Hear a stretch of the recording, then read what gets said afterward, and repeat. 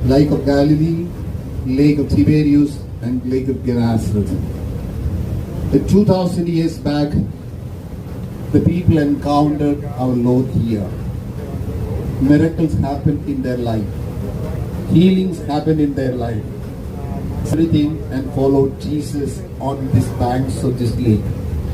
And very many biblical incidents happened in and around this lake.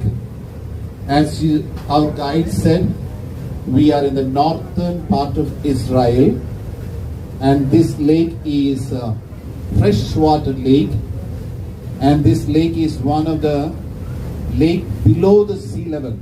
The freshwater lake below the sea level. And Jesus' disciples, Peter, Andrew, and John, James and John, we read in the Luke's Gospel, chapter 5, 1 to 11. They were after the fishing, they were fetching the net and cleaning the net. Jesus told them, I will make you the fishers of men. They left everything.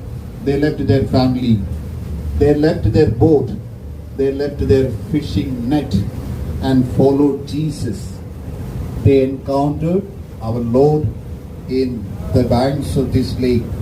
And also, the another biblical incident, Mark chapter 4, 35 to 41. The disciples were frightened because they were traveling on the boat through this lake. Because of the storm, they were frightened. And Jesus told, do not be afraid.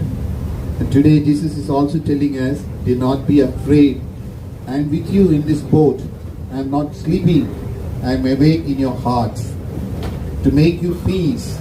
And another incident is that we read in Matthew chapter 14 to 33, where Jesus walked on the water, the same lake.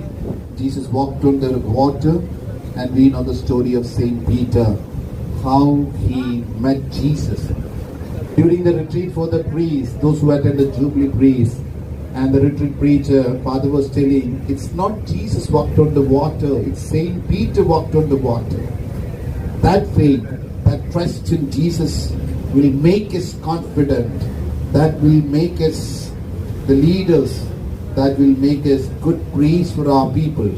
We need that trust like Saint Peter's, who had the courage to step down from this boat and walking on the water. And on the banks of this lake, Jesus healed the deaf and the